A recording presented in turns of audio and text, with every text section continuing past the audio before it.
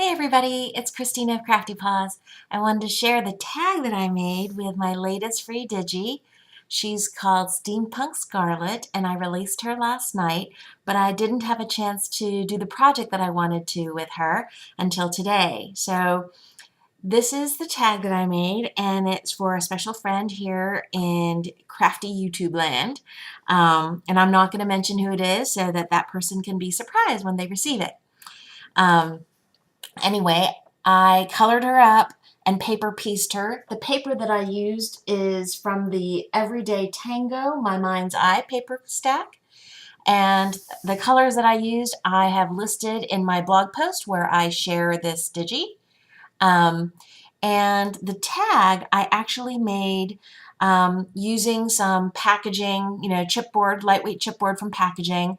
I cut it to a standard large tag size, which I believe this is like 3.5 inches wide by 8.5 inches long.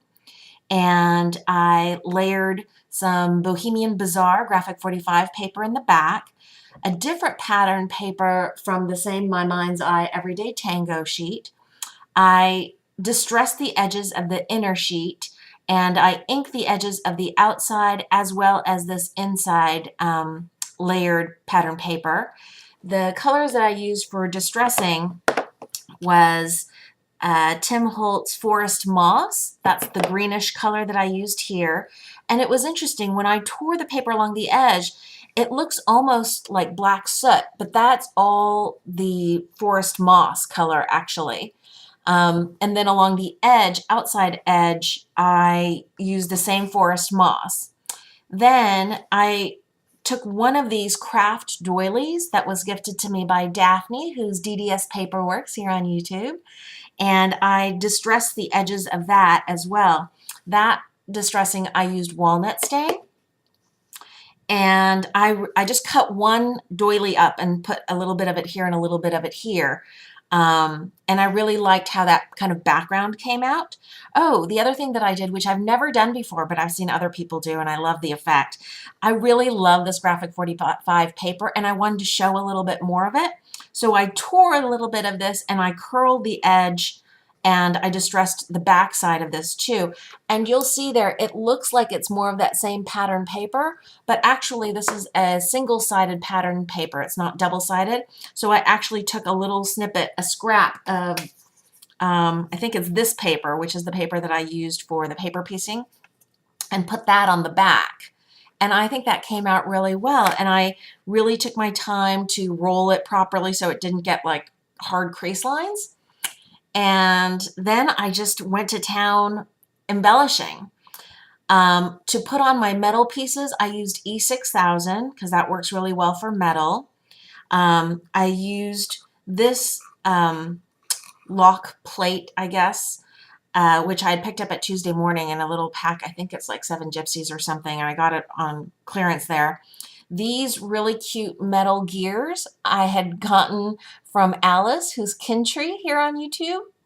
And what else did I do? Oh, I used different laces and sheer organza ribbon and blue seam binding, all in blues, to match the inside of her dress that I colored up. And I really like how lush that looks. And then at the top, through the hole that I punched with my hole punch, I put this really cute crown big safety pin, which was a gift from Atelis M here on YouTube. And I made this little charm. The chain came from something that I'd received from Candace Scarborough. This little bird charm, let me see if I can get in there and show you. That little bird charm came from Kintri. This little heart that says handmade with love, or made with love, was a gift I got a long time ago when I first started crafting on YouTube from Anna, who's TheCraftymissy. This is another gear from Alice. And then this is a super cute crown charm with little blings on it that was also from Atelis M. I really like how that creates movement on the tag. I just like that extra bit of interest. And then I took my little tiny bit of this blue lace that was left over from tying this tassel of sorts, just wanted a little bow to soften that dangle there. And then for the corners, I used this corner piece and this giant corner piece that were gifted to me from Laura, who's Laura Loves Lace. I think that about covers it. I really enjoyed making this. I haven't done a tag in a really long time, and I really like how the steampunk tag looks. I hope the person who receives it likes it too. If you like this video and this project, please give me a thumbs up. Thank you for watching, and hope you guys are having a great day. Bye!